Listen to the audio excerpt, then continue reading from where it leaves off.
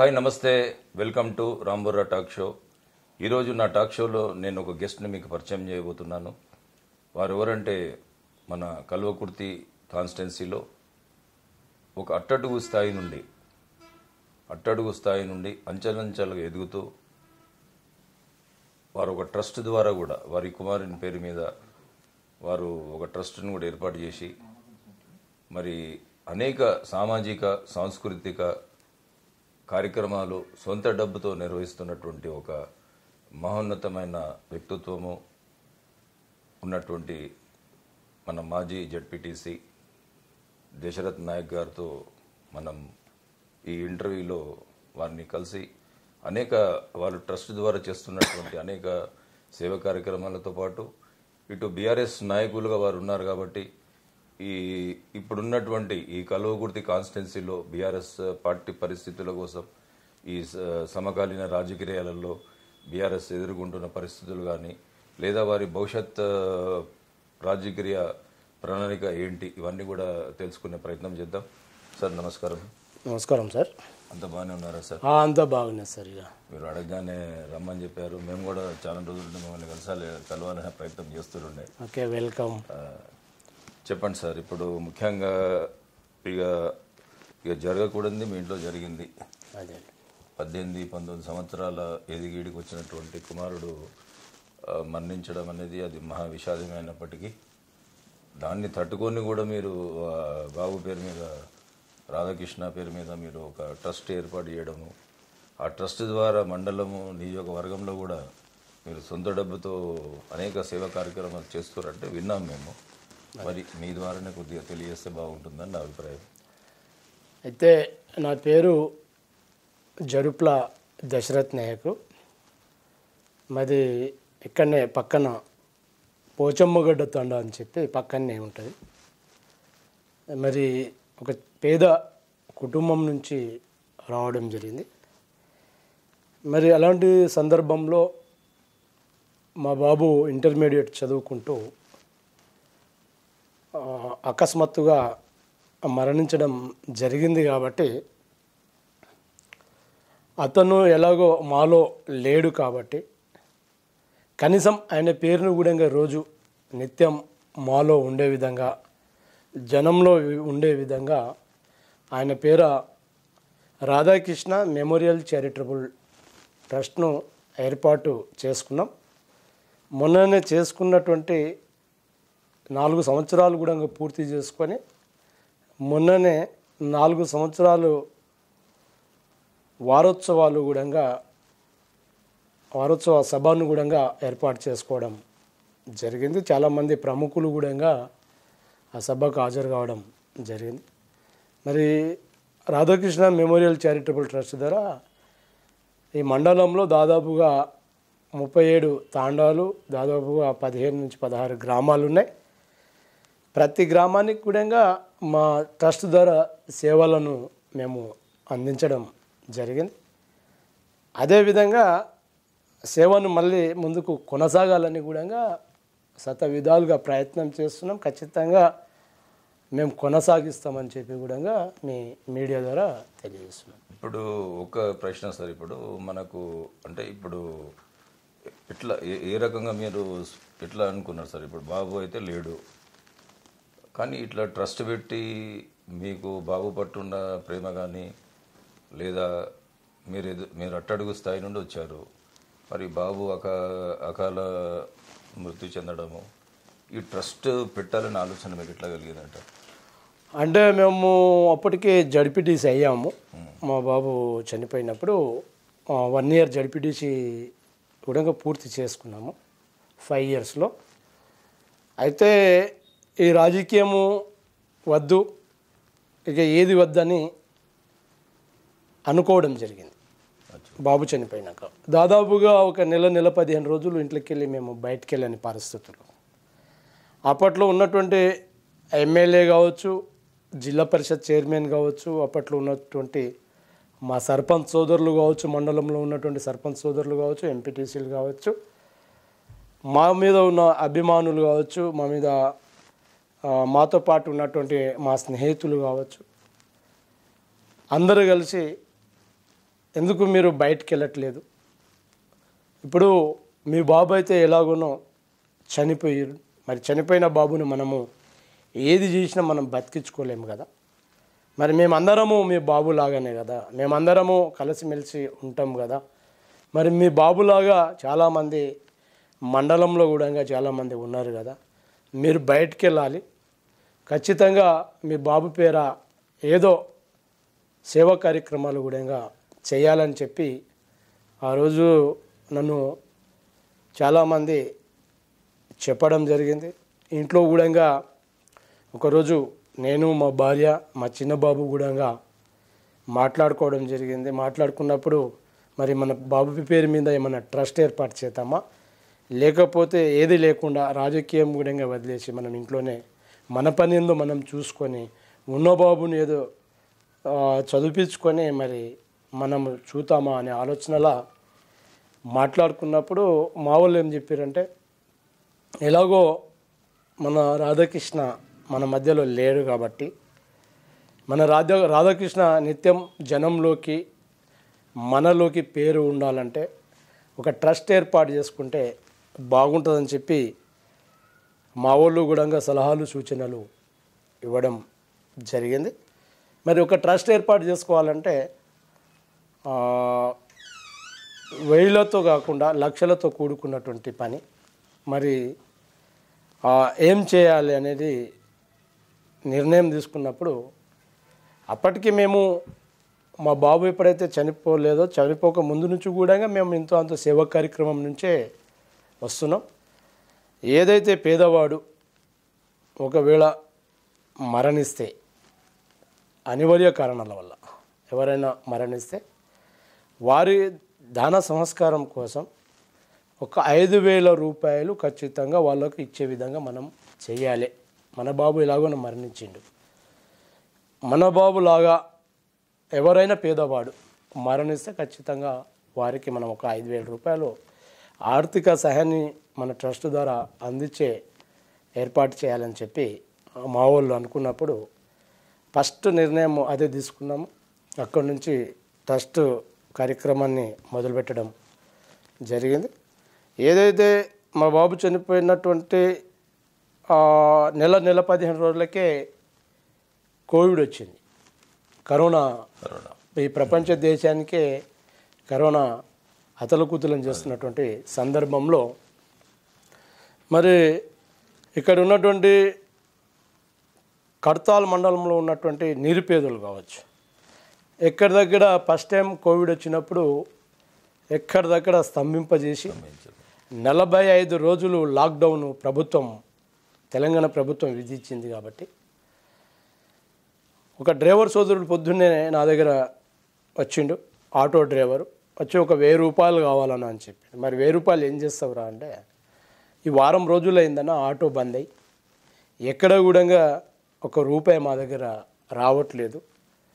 మరి నిత్యం ఆటో నడిపి జీవితాన్ని కొనసాగిస్తున్న మా జీవితము మా కుటుంబము, మరి లేక ఈరోజు 1,000 రూపాయల కోసం వచ్చినాను అని చెప్పినప్పుడు మరి ఆ ఆలోచన అక్కడి నుంచి కనీసము ఈ ఒక్క డ్రైవర్కే కాకపోవచ్చు, ప్రతి డ్రైవర్ పరిస్థితులు కూడా మండలంలో ఇదే విధంగా ఉండవచ్చు అని చెప్పి ఏదైతే అదే రోజు నిర్ణయం తీసుకొని 10 కిలోల సన్నబియ్యము, 10 కిలోల సన్నబియ్యంతో పాటు కిలో కందిపప్పు, ఒక డేటాల్ సబ్బును, శానిటైజరు, మాస్కు ప్రతి మండలంలో ఉన్నటువంటి ప్రతి డ్రైవర్ కుటుంబానికి, ఆటో డ్రైవర్ కావచ్చు, లారీ డ్రైవర్ కావచ్చు, ట్రాక్టర్ డ్రైవర్ కావచ్చు, బస్ డ్రైవర్ కావచ్చు, ఎనీ డ్రైవర్ కావచ్చు, వాళ్ళకు ఖచ్చితంగా మన ట్రస్ట్ ద్వారా మనము వాళ్ళకు సహాయపడాలని చెప్పి మొత్తం లిస్టు వర్కౌట్ చేస్తే మేము ఒక 1,000-1,500 మంది వెళ్తుండవచ్చు అనుకున్నాం. ఇది హైదరాబాద్కి సమీపంలో ఉంటుంది కాబట్టి చాలామంది డ్రైవర్ యొక్క ఆటోల మీద, ఈ ఓలా ఊబర్ల మీద ఆధారపడి ఉంటారు. కాబట్టి 4,200 మంది డ్రైవర్ సోదరులు మాకు సమాచారం, డ్రైవర్ సోదరుల ద్వారా మాకు సమాచారం వచ్చింది. అయితే 4,200 మందికి కూడా ప్రతి గ్రామానికి, ప్రతి తాండాకు వెళ్ళి వాళ్లకు సయాన వాళ్ళ ఇంటి దగ్గరికి పోయి మా ఎమ్మెల్యే గారు కావచ్చు, మా చైర్మన్ గారు కావచ్చు, అప్పుడు నాతో పాటు మా సర్పంచ్లు మా ఎంపీటీసీలు అందరం కలిసి వారి యొక్క కుటుంబాలకు అప్పచెప్పడం జరిగింది. దాదాపు అప్పుడే మాకు 50 లక్షల రూపాయలు కోవిడ్ టైంలోనే, ఫస్ట్ టైం కోవిడ్ వచ్చినప్పుడే, ఫస్ట్ విడత కోవిడ్లోనే ఈ విధంగా ఒక 50 లక్షలు ఖర్చు పెట్టి దేవర సోదరులను ఆదుకోవడం జరిగింది. రెండో విడత కోవిడ్ వచ్చినప్పుడు మనసి మాట్లాడే పరిస్థితులు లేవు. ఒకవేళ మన ఇంట్లో ఒకరికి కోవిడ్ వచ్చిందనుకో, అయితే అతనికి ఒక సపరేట్ ఒక గదిని ఏర్పాటు చేసుకొని అతనే వండుకొని తినే విధంగా, లేకపోతే దూరం నుంచి ఏమైనా అందించే విధంగా ఆ రోజు పరిస్థితులు ఉండేవి.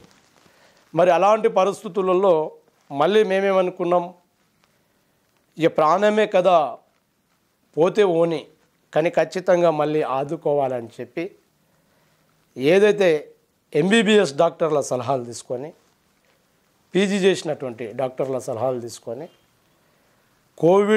కోవిడ్కు కావాల్సినటువంటి, కరోనాకు కావాల్సినటువంటి కిట్స్ అంటే మెడిసిన్ కిట్స్, ఏదైతే వాళ్ళకు కావాల్సినటువంటి టాబ్లెట్స్లు, వాళ్ళకు కావాల్సినటువంటి సరుకులు, వాళ్ళకు కావాల్సినటువంటి ఫుడ్ ఏది అవసరం ఇలాంటి సమయంలో అని చెప్పి ఒక ఎంబీబీఎస్ డాక్టర్ దగ్గర కూర్చొని అన్నీ రాపించుకొని, మరి వాళ్ళకు మెడిసిన్ కిట్లతో పాటు దాదాపుగా కోడిగుడ్లు, ఒక ట్రే కోడిగుడ్లు, మళ్ళీ కిలో కందిపప్పు, అదేవిధంగా నిత్యావసర సరుకులు, అదేవిధంగా మాస్కులు, శానిటైజర్లు ప్రతి కుటుంబానికి, కోవిడ్ వచ్చినటువంటి కుటుంబానికి డైరెక్ట్ పోయి కోవిడ్ పేషెంట్కి పోయి ఇవ్వడం జరిగింది. నేనే పోయి స్వయాన ప్రతి ఏదైతే కోవిడ్ పేషెంట్ ఉన్నటువంటి ప్రతి కుటుంబం దగ్గరికి పోయి పేషెంట్ను డైరెక్ట్ కలిసి పేషెంట్ను కూడా ఇవ్వడం జరిగింది. దాని తదుపరి మాకు ఇంకో ఆలోచన వచ్చింది. నిత్యం అన్నదానం అనుకున్నాం మా ట్రస్ట్ ద్వారా. అది సాధ్యమవుతుందా అని చెప్పి కొంతమంది అనుకున్నారు. దాదాపు 3 సంవత్సరాలు పూర్తి చేసుకున్నటువంటి సందర్భంలోనే మన కార్యక్రమాన్ని పెట్టడం జరిగింది. ఇప్పటికీ 3 సంవత్సరాలు పూర్తి అయిపోయింది నిత్య అన్నదాన కార్యక్రమం. ఇది ఒక చిన్న తాండా కాదు, చిన్న గ్రామం కాదు, లేకపోతే ఈ మారుమూల ప్రాంతంలో ఉన్నటువంటి మండలం కాదు. ఇది శ్రీశైలం హైవే మీద ఉన్నటువంటి మండలం. మరి ఇలాంటి చాలా పెద్ద మండలం, పెద్ద టౌన్ కూడా, పట్టణం. మరి ఇలాంటి మండల కేంద్రంలో ఇక్కడ శ్రీశైలం హైవే మీదనే, మా ఇల్లు కూడా శ్రీశైలం హైవే మీదనే ఉన్నారు, మీరు ఇప్పుడు చూసే ఉన్నారు. మరి ఇలాంటి దగ్గర మేము ఒక నిత్య అన్నదాన కార్యక్రమాన్ని ఏర్పాటు చేయాలని ఒక గొప్ప సంకల్పంతో ముందుకు రావడం జరిగింది. మరి కొంతమంది మా మిత్రులు కూడా చాలామంది సాధ్యమవుతుందా నిత్యాన్నదాన కార్యక్రమం ఎన్ని రోజులు చేస్తామంటే, చూద్దాం భయ్ మనం బతికున్న రోజులు చేద్దాం అనుకుంటున్నామంటే, అరే బతికున్న రోజులు చేస్తావా, అది సాధ్యమవుతుందా, మన ఇంట్లో ఎవరైనా చుట్టాలు ఒక 5 మంది 10 మంది వస్తేనే మనం ఒక 2-3 రోజులు పెట్టలేము, ఎప్పుడు వెళ్ళిపోతారా అని చూస్తాము. మరి అలాంటప్పుడు మండల కేంద్రంలో దాదాపుగా ఇక్కడ జనాభా నిత్యం రద్దీగా ఉండే ప్రాంతంలో మీరు నిత్యాన్నదానం చేస్తామంటారు, అది సాధ్యమవుతుంది అని చెప్పడం జరిగింది. అయినా సాధ్యం చేతాము. గతంలో మనము కోవిడ్లో కూడా ఇంకా సాధ్యమవుతుంది అనుకున్నారు, సాధ్యమయ్యేటట్టు చేసినాం. మరి 5,000 రూపాయలు కూడా ఇంకా ఇస్తాం అనుకున్నాం. మరి అది కూడా సాధ్యమవుతుందా, మండలం మొత్తం మీరు ఇవ్వగలుగుతారా అని చెప్పారు. అది కూడా సాధ్యమవుతుంది. ఇది కూడా సాధ్యం అయ్యే విధంగా ప్రయత్నం చేద్దామని చేసినాము. మరి నిత్యం కూడా బ్రహ్మాండంగా సంపూర్ణంగా మధ్యాహ్నం భోజనం ప్రతిరోజు, ఒక పండుగ రోజు మాత్రం తప్ప. పండుగ రోజు కూడా మా వంట మాస్టర్ రాడు కింద, ఎందుకంటే ఆయన పండుగకి వెళ్ళిపోతాడు, పండుగ చేసుకుంటాడు కాబట్టి. పండుగ రోజు తప్ప సండే మండే అనేది ఏమి ఉండదు. ప్రతిరోజు నిత్యాన్న దాన కార్యక్రమం కూడా మా ట్రస్ట్ ద్వారా 3 years సంపూర్ణంగా పూర్తి చేసుకోవడం జరిగింది. అదేవిధంగా ఏదైతే పేదింటి ఆడపిల్లలు పెళ్లిళ్ళు చేసుకుంటారో, ఆ పేదింటి ఆడపిల్లలకు కూడా దాదాపు 100 మందికి కూడా 21,000 రూపాయలు అదేవిధంగా ఒక పట్టు చీరను కూడా మా ట్రస్ట్ ద్వారా అందించడం జరుగుతుంది. మొన్న కూడా ఒక కార్యక్రమాన్ని ఏర్పాటు చేసుకోవడం జరిగింది. సభలో మా మాజీ మంత్రివర్యులు సబితా ఇంద్రారెడ్డి గారు, మా మాజీ ఎమ్మెల్యే గారు, చాలామంది ప్రముఖులు ఇక్కడికి రావడం జరిగింది. మా సభకు, మా కార్యక్రమానికి అభినందించడం జరిగింది. మరి ఆ సభలో కూడా 2 కొత్త నిర్ణయాలు తీసుకున్నాం. ఏదైతే తల్లిదండ్రులు కోల్పోయినటువంటి ఆడపడుచులు ఉన్నారో, ఆ ఆడపడుచు పెళ్ళిళ్ళు చేస్తారో, మరి ఆ ఆడపడుచు పెళ్ళికి 1,116,000 రూపాయలు, దాంతోపాటు 1 తులం బంగారం కూడా ఇవ్వాలని చెప్పి నిర్ణయం తీసుకున్నాం. అదేవిధంగా రెండవది ఏంటంటే, ఎక్కడైతే భూమి లేని వాళ్ళు ఉంటారో, భూమి లేక భర్త కోల్పోయినటువంటి మహిళ చిన్న చిన్న పిల్లలను తీసుకొని ఏదైతే వాళ్లకు నివాసం లేకుండా, ఇల్లు లేకుండా ఉంటారో వాళ్ళకు కూడా పక్కా ఇల్లు నిర్మించి ఇవ్వాలని చెప్పి నిన్న అనౌన్స్ చేయడం జరిగింది. ఆల్రెడీ మా కర్తాల్ మండలంలో ముద్వేన్ గ్రామంలో సేమ్ భర్త కోల్పోయినటువంటి ఒక ఆవిడకు కూడా మేము 10 లక్షల రూపాయలు ఖర్చు పెట్టి డబల్ బెడ్రూము, హాలు, కిచెన్ కూడా అక్కడ నిర్మించడం జరిగింది. రేపో మాపో మరి కేటీఆర్ని అనుకుంటున్నాం. ఏదైతే భర్త లేని వాళ్ళు ఒక 5 మంది ఐడెంటిఫై అయ్యారు మా మండలంలో. ఆ ఇంటి భూమి పూజ, అదేవిధంగా ఏదైతే నిర్మించినామో ఆ ఇల్లుకు ప్రారంభించడానికి కేటీఆర్ను లేకపోతే హరీష్ రావును ఆహ్వానించాలనేది కూడా మేము అనుకుంటున్నాం. ఇవే కాకుండా దాదాపుగా ఎన్నో కార్యక్రమాలు పేద విద్యార్థులకు కావచ్చు, స్కూల్స్ కావచ్చు, ఇంకా పేదవాళ్ళకి ఏమైనా అవసరం ఉంటే హాస్పిటల్స్ కావచ్చు, ఇంకేమైనా ఉంటే కావచ్చు, అనేక కార్యక్రమాలు కూడా మా ట్రస్ట్ ద్వారా ఈ 4 years నుంచి ఈ మండలంలో ఉన్నటువంటి పేద ప్రజలకు సహాయపడుతున్నామండి. ఇప్పుడు ఇక్కడ ఒక ప్రశ్న ఏంటంటే సార్, ఇప్పుడు మీరు చేస్తున్నటువంటి అన్ని దాన కార్యక్రమాల కంటే కూడా అన్నదానం అనేది ఒక గొప్ప కార్యక్రమం. ఎందుకంటే మనిషి అనే వానికి ఆశలు అనేది మోరడు కాదు, బారడు ఉంటాయి.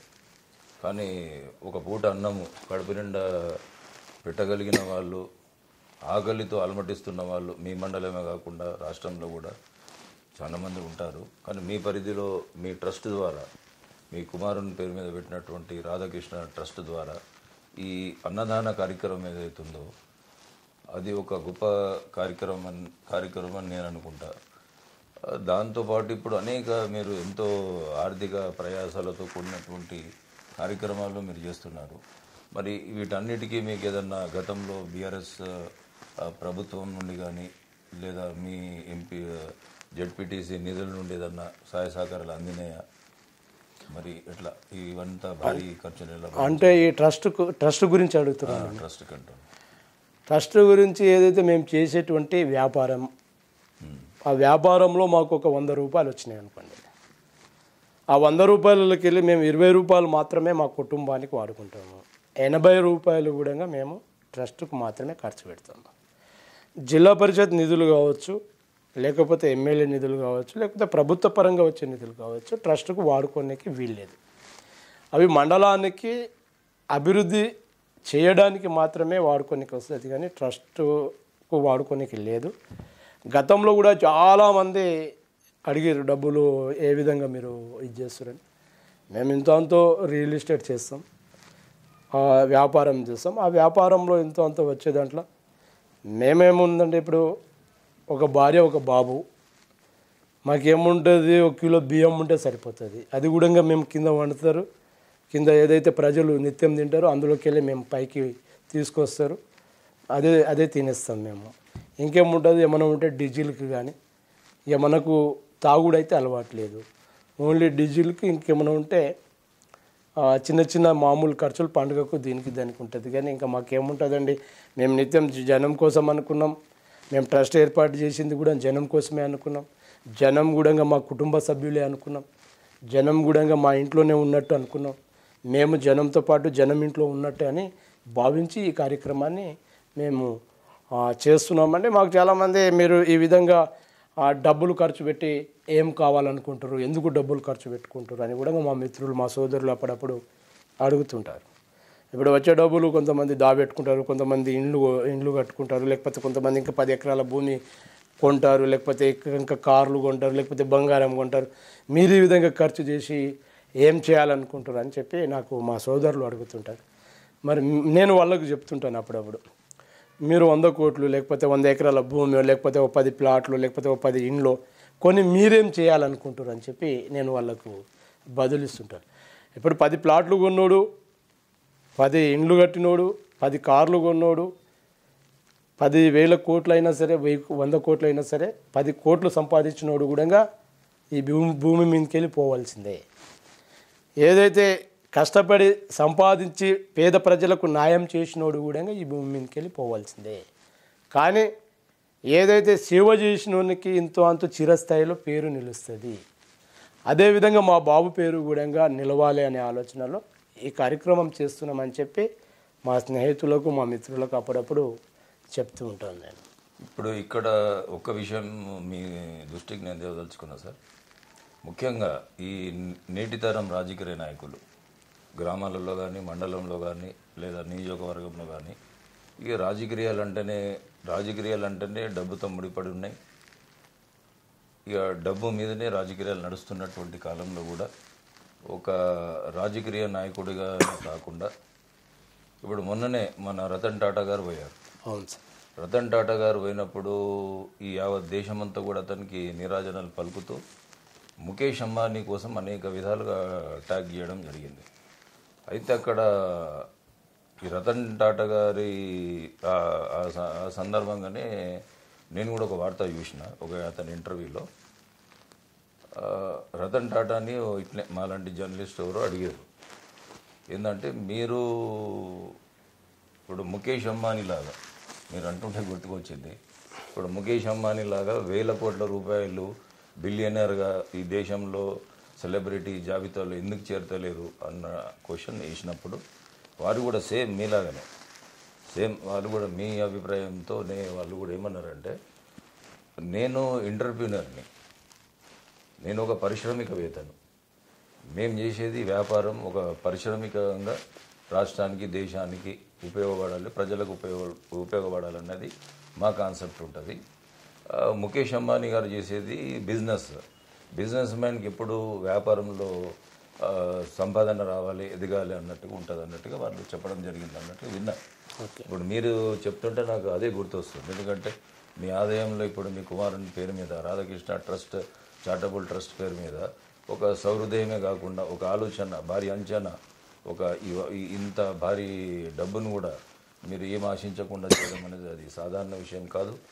మరి ఆ భగవంతుడు మీకు ఇచ్చినటువంటి మనోధైర్యం కావచ్చు, లేదనుకుంటే మీ యొక్క దృఢ సంకల్పం కావచ్చు, అతని పట్ల ఉన్న ప్రేమకి గుర్తుగా మీరు చేస్తున్నటువంటి ఇలాంటి కార్యక్రమాలు చూస్తుంటే ఇప్పుడు సెలబ్రిటీలు మన రతన్ టాటా గారిది కానీ, ముఖేష్ అంబానీ గారు కూడా ఇప్పుడు ఈ కంపారిజం అనేది మనం అంత పెద్ద స్టేజ్లో లేకున్నా ఈ ఆదర్శాలు అన్నమాట.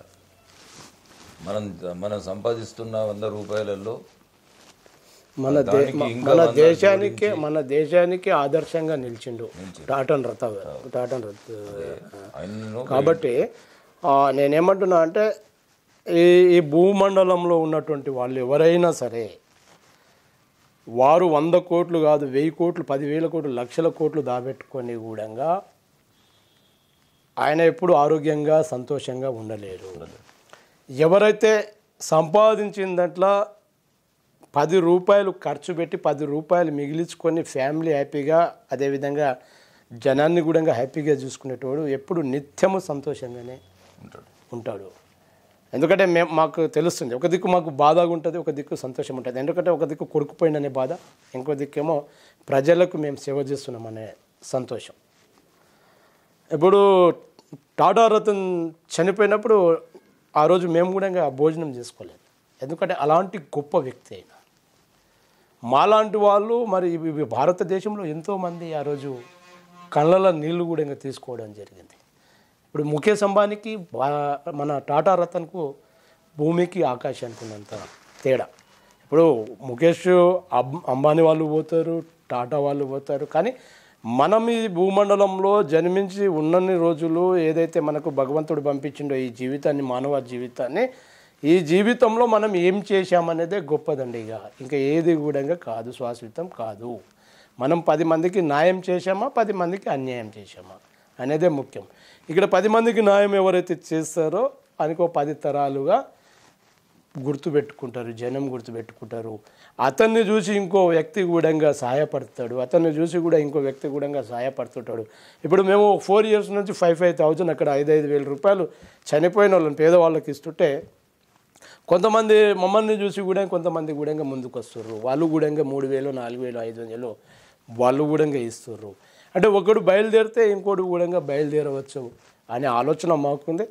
మా సేవా కార్యక్రమాలు చూసి ఇంకా చాలామంది కూడా సేవలు కూడా చేస్తారు.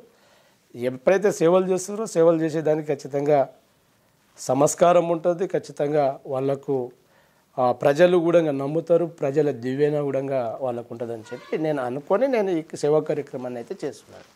ఓకే సార్, సంతోషం. ఇప్పుడు మీరు ట్రస్ట్ ద్వారా ఒక మానవతావాదిగా, ఒక ప్రజానాయకుడిగా, మానవతావాదిగా మీరు అందిస్తున్నటువంటి సేవలు అనేది చిరస్మరణీయంగా మీరు ఉన్నంత వరకు, మీరు లేకున్నా కూడా రాధాకృష్ణ చారిటబుల్ ట్రస్ట్ అనేది ఈ కడతాల్ మండలం, ఈ అమన్గల్, ఈ కల్వకుర్తి నియోజకవర్గంలో అది ప్రజల దృష్టిలో నాతోనే ఉంటుంది అనేది నా అభిప్రాయము. ఇప్పుడు అలానే ఇప్పుడు మన నెక్స్ట్ ఎలక్షన్స్ కూడా రాబోతున్నాయి కదా సార్, కొద్దిగా దాని మీద కూడా మనం ఒక 2 ప్రశ్నలు అడుగుదాం. నెక్స్ట్ ఇప్పుడు కమింగ్ అంటే లోకల్ బాడీ ఎలక్షన్స్కి ప్రభుత్వాలన్నీ కూడా ప్రిపేర్ అవుతున్నాయి. అవునండి. మరి మీ యొక్క ప్రణాళిక ఏంటి? అయితే ఏముందంటే ఫస్ట్ నేను ఒక వార్డు సభ్యునిగా వచ్చాను. ఒక గ్రామ పంచాయతీ మెంబర్ నుంచి ఒక జిల్లా మెంబర్ దాకా ఎదగడం జరిగింది. అయితే నేను వాస్తవంగా చెప్పాలంటే ఇప్పటిదాకా మీరు చెప్పారు, ఇప్పుడు ఉన్నటువంటి ఈ జనరేషన్లో, ఈ పరిస్థితుల్లో డబ్బులతో కూడుకున్నటువంటి రాజకీయం నడుస్తుందని చెప్పుకురావడం జరిగింది. కానీ మేము ఎప్పుడు కూడా డబ్బు మీద ఆధారపడే రాజకీయంలోకి రాలేదు, డబ్బు ఖర్చు పెట్టి కూడా మేము ఎప్పుడు గెలవలేదు. నేను నిత్యం దాదాపు ఇప్పుడు నాకు ఒక 43 సంవత్సరాలండి. 43 సంవత్సరాల్లో 23 సంవత్సరాలు నేను రాజకీయంగానే ఉన్నాను. అది కూడా ఎలక్టెడ్ పోస్టులోనే ఉన్నాను.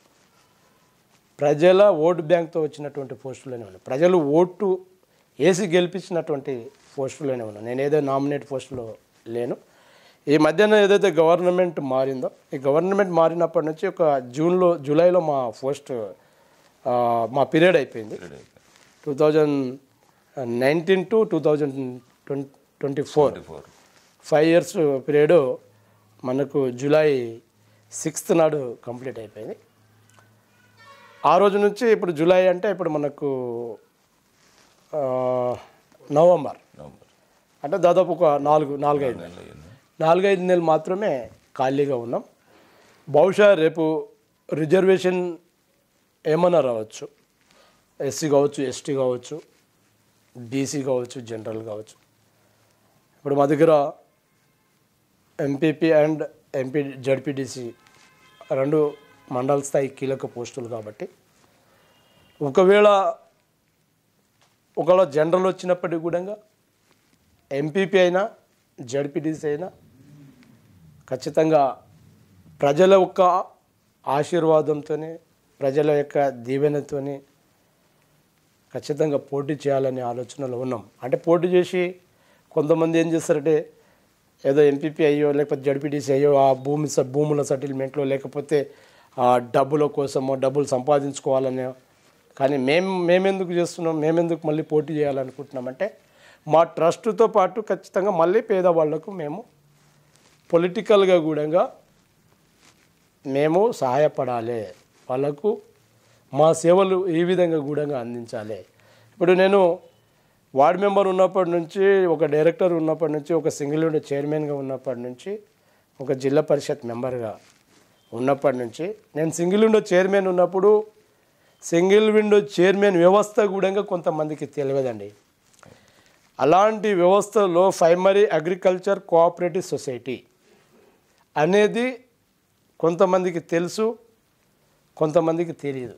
అంటే కొంతమందికి తెలుసు, కొంతమంది తెలియదు అనేది కాదు. 90% మందికి ప్రైమరీ అగ్రికల్చర్ కోఆపరేటివ్ సొసైటీ అనేది తెలియదు.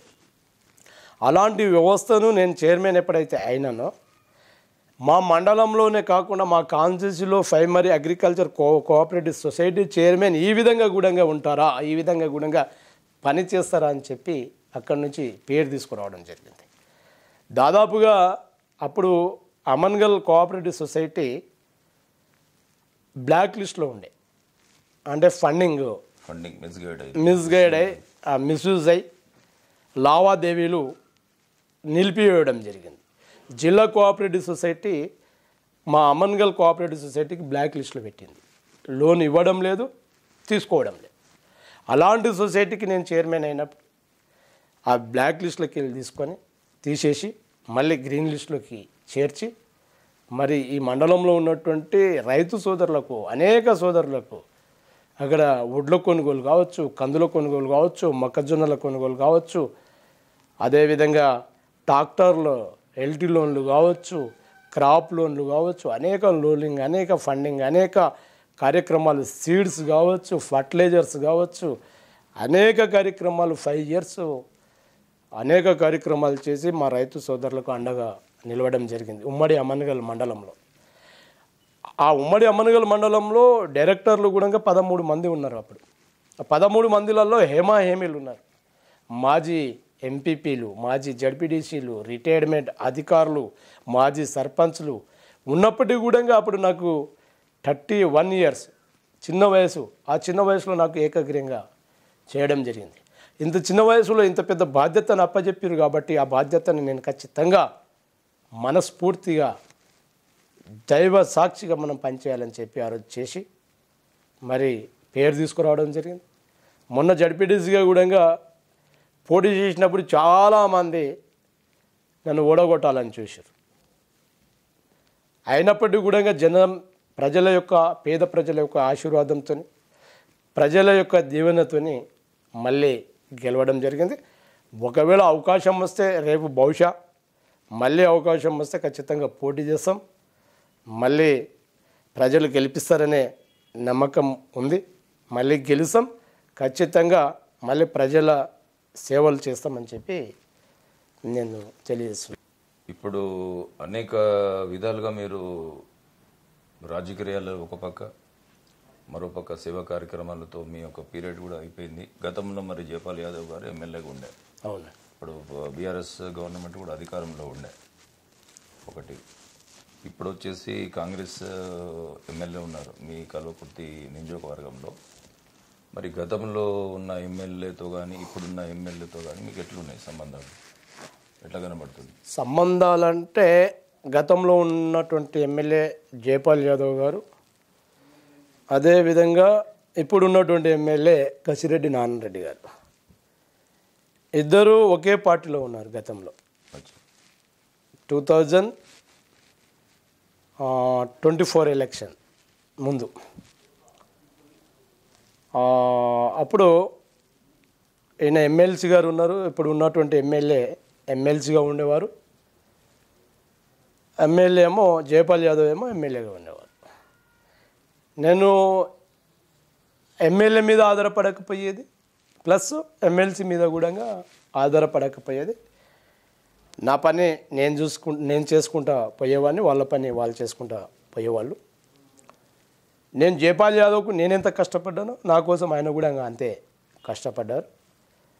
అంటే ఒక వర్గంగా వెళ్ళిపోయారు. అప్పుడు మా దగ్గర నారాయణరెడ్డి ఇప్పుడు ఉన్నటువంటి ప్రజెంట్ ఉన్నటువంటి ఎమ్మెల్యే ఒక వర్గము, ఆ రోజు ఎమ్మెల్సీ ఉన్నారు ఈయనది ఒక వర్గము, ప్లస్ జయపాల్ యాదవ్ది ఒక వర్గంగా ఏర్పడింది మా కాన్స్టిట్యూన్సీలో. చీలిపోయి ఉన్నప్పుడు నేను ఫస్ట్ నుంచి అంటే నాకు ఇప్పుడు ఉన్నటువంటి ఎమ్మెల్యే మీదనో అప్పుడు ఉన్నటువంటి ఎమ్మెల్సీ మీదనో ఏదో కోపాలు కానీ పగాలు కాదు.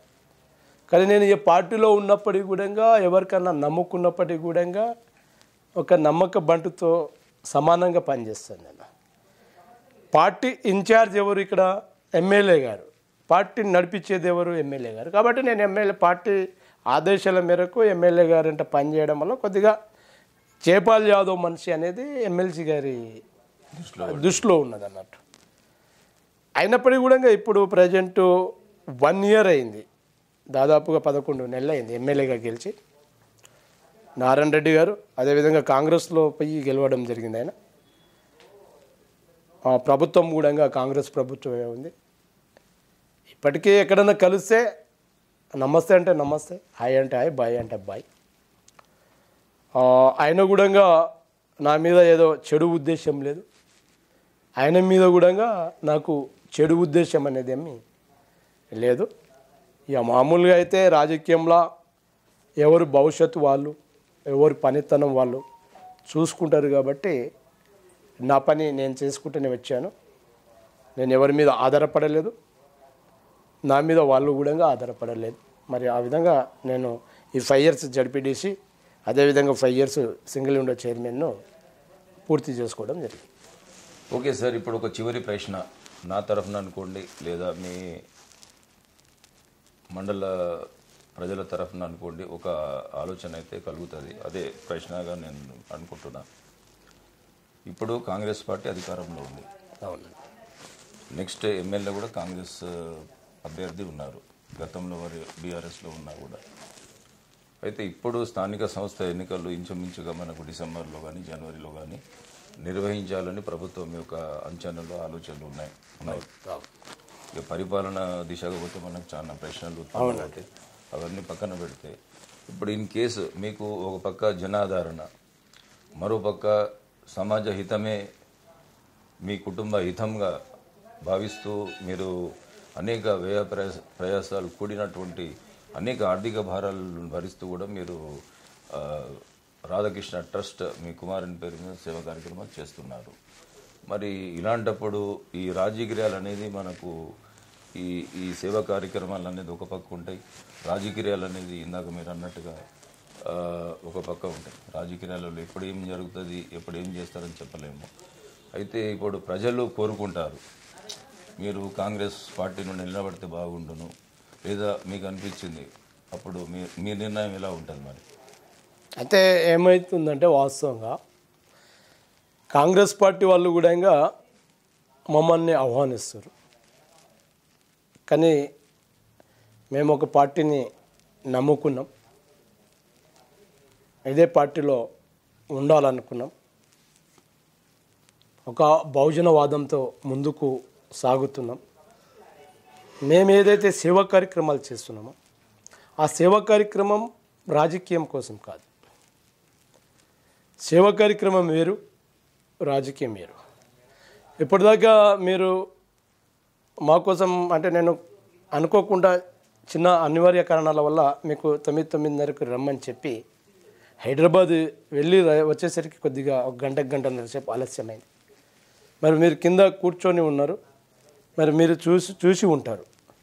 నా దగ్గర ఇప్పుడు ప్రభుత్వం లేదు, ఒక జడ్పీటీసీగా పదవి లేదు, ఏది లేనప్పటికీ కూడా 100 మందికి ఇప్పుడు మీరు కింద చూసే ఉంటారు. 100 మంది వేడి చేస్తుంటారు, 100 మంది నా కోసం పని కోసం వస్తుంటారు, 100 మంది సమస్యలు నేను తీర్చుతూ ఉంటాను. అది పొలిటికల్గా కావచ్చు, లేకపోతే నా తెలివితేటలతో కావచ్చు, లేకపోతే నా యొక్క గౌరవంతో కావచ్చు, నా యొక్క సిద్ధాంతంతో కావచ్చు. నా దగ్గర ఇప్పుడు చెప్పవద్దు, ఏదైతే ఒక పక్క రూలింగ్ గవర్నమెంట్ ఉంది, ఇంకో పక్క ప్రతిపక్షంలో మేమున్నాం. ఎక్కడ కూడా రూలింగ్ గవర్నమెంట్లో ఉన్న వాళ్ళ దగ్గర కూడా ఇంతమంది రారు. రోజుకు నిత్యం మా దగ్గర 6 గంటల నుంచి, ఉదయం 6 గంటల నుంచి మొదలు పెడతారు జనం, రాత్రి 9-10 గంటల వరకు కూడా జనం నిత్యం వస్తూనే ఉంటారు. కాబట్టి మేము జనాన్ని నమ్ముకున్నాం, ఖచ్చితంగా ఇదే పార్టీ నుంచి పోటీ చేస్తాం, ఇదే పార్టీలో ఉంటాం. మా పార్టీలో విభేదాలు ఉన్నప్పటికీ కూడా నాకంటే పై స్థాయి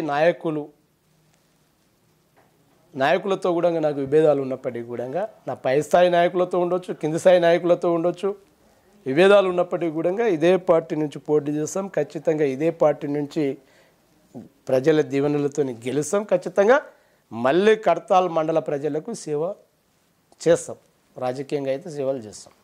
ఈరోజు ఏదైతే ప్రభుత్వంలో ఉన్నటువంటి ప్రజాప్రతినిధులు కావచ్చు, నాయకులు కావచ్చు, వాళ్ళు చేయని పనులు కూడా ఈరోజు మేము ప్రతిపక్షంలో ఉండి చేస్తున్నాం. మమ్మల్ని జనం నమ్ముతారు, ఖచ్చితంగా గెలిపిస్తారు. ఖచ్చితంగా ఆ సంకల్పంతో ముందుకు పోతాం, ఆ ధైర్యంతో ముందుకు పోతాం, ఖచ్చితంగా గెలుస్తామనే ఆలోచన అయితే మాకుంది. ఇంకోటి ఏ రోజు కూడా మేము డబ్బును చూపించి కానీ, డబ్బుతో ప్రభావితం చేసి కానీ, మద్యంతో ప్రభావితం చేసి కానీ ప్రజలను మేము ఓట్లు అడగలేదు. స్వయాన మేము పోటీ చేస్తున్నాము, మాకు ఓటేయండి, మేము మీకు సేవకుల్లాగా పనిచేస్తాము అని చెప్పి మా మండల ప్రజలను కోరిన విధంగానే మాకు 4-5 సార్లు గెలిపించారు. ఈసారి కూడా బంపర్ మెజారిటీతో గతంలో ప్రభుత్వంలో ఉన్నప్పుడు పోటీ చేసినప్పటి మెజారిటీ కంటే ఇప్పుడు ప్రతిపక్షంలో పోటీ చేస్తే ఇంకా మెజారిటీ పెరిగే ఆలోచనలు ఉన్నాయి. మాకు రిపోర్ట్స్ కూడా ఉన్నాయి. మాకు ప్రజల మనస్తత్వాలు కూడా తెలిసిపోతుంది. ఖచ్చితంగా ఈసారి కూడా పోటీ చేసి గెలిచే ఆలోచన ఉంది, గెలుస్తామని కూడా తెలియజేస్తున్నాను. ఓకే, ఇప్పుడు చూశారు కదా, ఈరోజు మనకు ఒక నికార్సైన రాజకీయ నాయకుడు, అలాగే సేవ తత్పర్యం ఉన్నటువంటి ఒక వ్యక్తితో మనం ఈరోజు టాక్ షో నిర్వహించడం జరిగింది. ఇక్కడ నేను సుస్పష్టంగా చెప్పడం ఏంటంటే, వారు అనేక అంశాలలో, ఎందుకంటే ఇప్పుడు ఈ ఇండియాలో డిజిటలైజ్ అయినటువంటి ఈ కాలంలో చిన్న చిన్న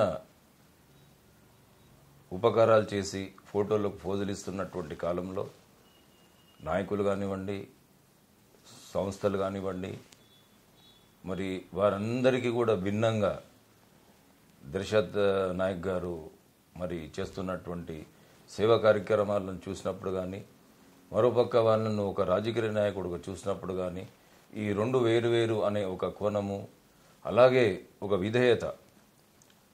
చాలామంది నాయకులు మనకు ఎటు అధికార పక్షం ఉంటే అటు మారిపోతున్నటువంటి ఈనాటి రాజకీయ స్థితులకు విభిన్నంగా వాళ్ళు ఒక ధీమా తెలియజేస్తున్నటువంటి తీరు మనం అందరం కూడా అభినందించవలసే ఉంటుంది. నేను కూడా అభినందిస్తున్నాను. వారు తప్పకుండా మళ్ళా ఈ కడతాల్ ప్రజల సేవ కోసము ప్రజాప్రతినిధిగా ఏ రూపంలోనైనా భగవంతుడు వారికి అవకాశం ఇస్తాడనేది నా విశ్వాసం. ఇంకొక ప్రశ్న సార్, ముఖ్యంగా ఇప్పుడు ఈ కులగణన అనేది కాంగ్రెస్ పార్టీ అతి ఉత్సాహంగా కులగణన అనేది మొదలుపెట్టింది. మనకు ఒక 10-15 రోజులు అవుతుంది అనుకుంటా. మరి ఈ కులగణన మీద అటు భారతీయ జనతా పార్టీ కానీ ఇంకా బీఆర్ఎస్ కానీ ఒక స్పష్టమైన వైఖరి అనేది తీసుకోలేదు. వాళ్ళైతే వాళ్ళ పని కానిచ్చేస్తున్నారు. దాన్ని ఎట్లా చూస్తారు ఒక బహుజన నాయకుడిగా? అయితే ఏం లేదు, మేము దాదాపుగా ఈ వారం రోజుల నుంచి ఏదైతే కులగణన జరుగుతుందో మేము, ఎందుకంటే నిత్యం జనంలోకి, నిత్యం గ్రామాలలోకి ఉంటాం కాబట్టి తెలుస్తుంది. కానీ సరైనటువంటి సమాధానం ఏ ప్రజలు కూడా, ఏ సామాన్య ప్రజలు కూడా ఇవ్వట్లేదు. ఎందుకంటే అనేక హామీలతోని ప్రభుత్వాన్ని ఏర్పాటు చేసుకున్నారు. మరి అనేక హామీలతో ఏర్పాటు చేసుకొని మరి ఏ ఒక్క హామీ కూడా ఇప్పటికీ ప్రభుత్వము నెరవేర్చలేదు. కాబట్టి ఈ కులగణన, ఈ సర్వే చేసి ఏం చేస్తారు, ఏం నెరవేరుస్తారు అనే ఆలోచనలో ప్రజలైతే కొద్దిగా నెగటివ్గా ఉన్నారు, కానీ పాజిటివ్గా లేరు. కొద్దిగా ప్రజలు కూడా రెస్పాండ్ కావడం లేదు, వాళ్ళకు సరిగ్గా డీటెయిల్స్ కూడా ఇవ్వటం లేదు. నేను ఒక అతని ఇంట్లో కూర్చోవడం జరిగింది. వేరే సమస్య ఉంటే మాట్లాడుతుంటే సర్వే కోసం వచ్చారు. సర్వే కోసం వచ్చినప్పుడు ఆయన సొంతం ఇల్లు, ఆయన ఏమంటుండు, కిరాయి ఇల్లు అంటుండు. మీ ఆధార్ నంబర్ ఇవ్వమని చెప్పారు, ఆధార్ నంబర్ ఇవ్వనని చెప్తుండు. పాన్ కార్డ్ నెంబర్ ఇవ్వండి సార్ అంటారు, పాన్ కార్డు కూడా ఇంకా ఇవ్వని అంటారు. మీకు ఏమేమి ఉన్నాయి సార్ అంటారు. ఆయనకు కారు ఉంది, ఆల్రెడీ బంగ్లా ఉంది, ఆయనకు సైకిల్ మోటార్ ఉంది, ఆయనకు 5-6 ఎకరాల పొలం ఉంది. అవి ఏవి కూడా చెప్పట్లేదు ఆయన. అయితే నేను చెప్పాను, మరి కనీసం పొలం డీటెయిల్స్ అన్న ఇవ్వరా, మరి రైతు భరోసా అని చెప్పి 7,500 రూపాయలు ఏదైతే ముఖ్యమంత్రి గారు రేవంత్ రెడ్డి గారు అనౌన్స్ చేశారు కదా, మరి రేపటి నెల నుంచి కూడా రావచ్చు. కనీసం ల్యాండ్ డీటెయిల్స్ అన్న, భూమి డీటెయిల్స్ అన్న ఇవ్వమని చెప్తే కూడా లేదండి ఆయన ఇయ్యడు, మేమేది ఆయనకి ఇచ్చేయలేదు, ఆయన మాకేది ఇయ్యడు అనేది మాకు నమ్మకం ఏర్పడ్డది. ఇక ఆయన ఇయ్యడు అనేది మాకు కన్ఫామ్ అయింది. కాబట్టి మేమేమి ఇస్తలేమని చెప్పినప్పుడు ఏదైతే సర్వే చేసేవాళ్ళు ఖచ్చితంగా ఇవ్వాలి సార్ అంటే, ఇవ్వకపోతే మీరు ఏం చేస్తారంటే ఏం చేయం సార్ అని చెప్పి వాళ్ళు కూడా అక్కడి నుంచి వెళ్ళిపోవడం జరిగింది. అంటే భవిష్యత్ నేననుకుంటున్నా ఈ కులగణన అయితే వాస్తవంగా చెప్పాలంటే 100% కరెక్ట్ నడుస్తుంది. వాస్తవంగా ప్రజలందరూ స్పష్టంగా వారి యొక్క వివరాలు చెప్తున్నారు అనేది అయితే లేదు.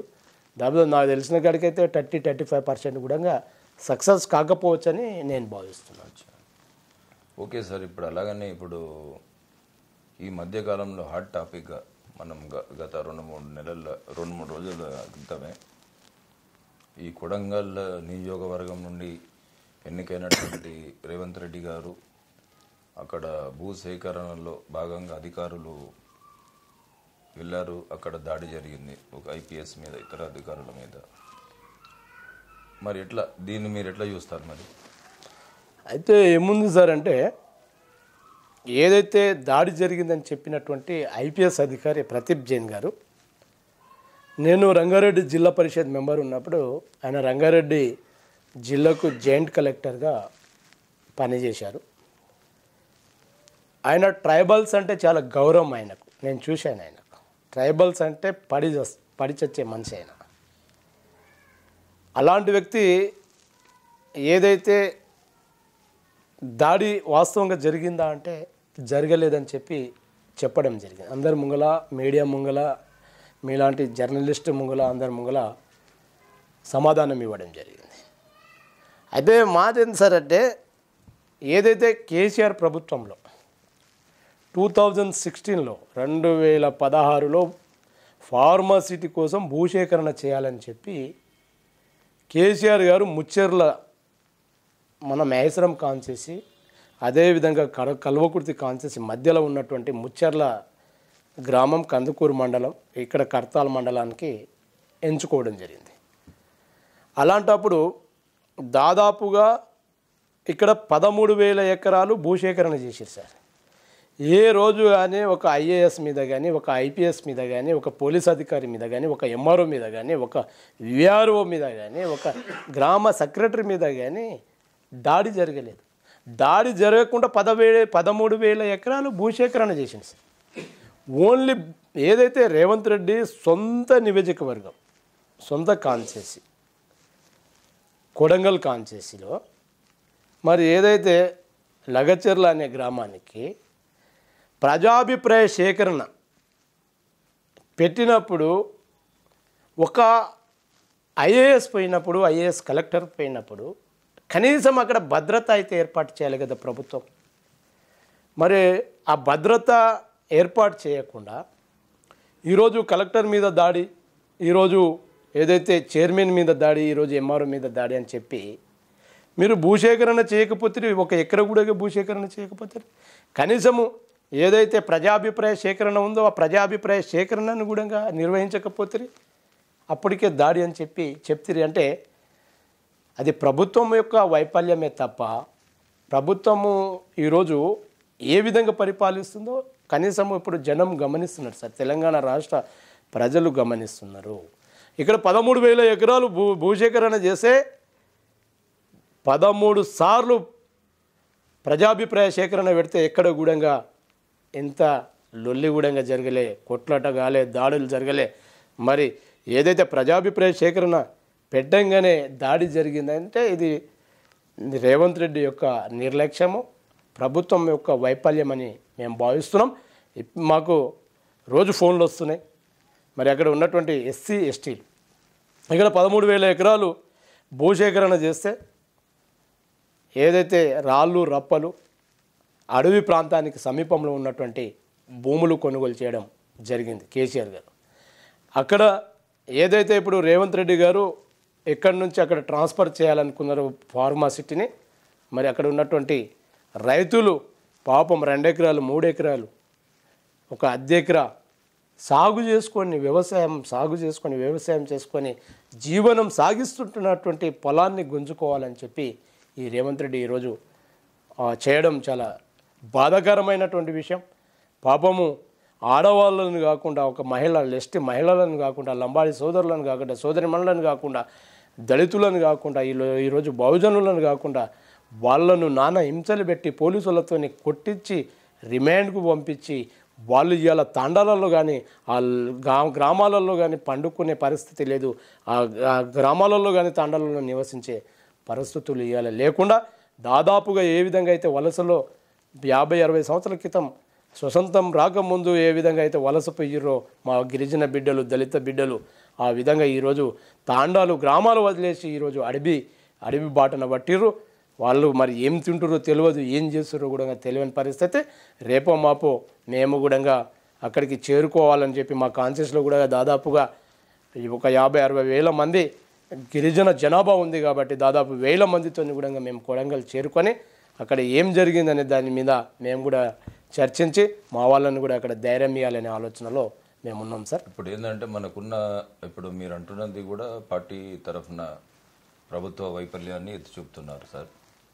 కానీ వాస్తవానికి ఇప్పుడు మాజీ ఎమ్మెల్యే పట్నం నరేందర్ రెడ్డి గారిని రిమాండ్ చేసే ముందు అక్కడ ఉన్నటువంటి పోలీస్ ఉన్నతాధికారి కూడా రిమాండ్ రిపోర్ట్లో వాళ్ళకు పూర్తి ఆధారాలు ఉన్నాయి, టెక్నికల్గా ఈ నరేందర్ రెడ్డి గారే ప్రోత్సహించారు ఈ దాడిని అన్నట్టుగా మనం మీడియాలోనే విన్నాం కథనాలు.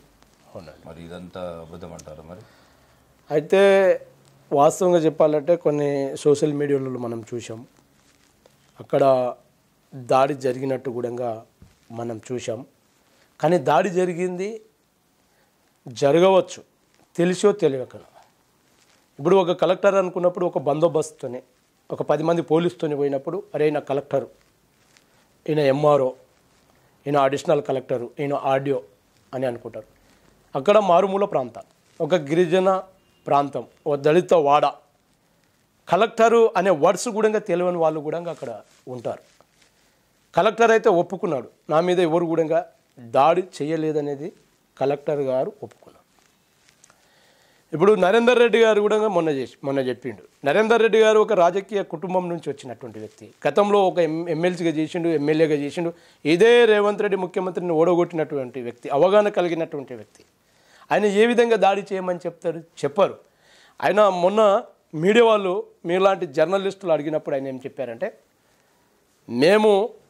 నాకు రిమాండ్ చేసుకొని నాకు ఒక తీవ్రవాదిలాగా వేసుకోపోయి రిమాండ్ రిపోర్ట్ మీద నన్ను రిమాండ్ చేసే ముందు ఒక 5 నిమిషాల ముందు నాతో సంతకం చేసుకొని నాకు రిమాండ్ పంపించారు. ఆ రిమాండ్ రిపోర్ట్లో ఏది రాసిర్రు ఏందనేది కూడా నాకు తెలియదు అని చెప్పడం జరిగింది. అక్కడ పోలీసు వాళ్ళు తప్పు చేశారని అనట్లేదు, కానీ ప్రభుత్వం పోలీసు వాళ్ళతో తప్పు చేయిస్తుందని మేము భావిస్తున్నాం.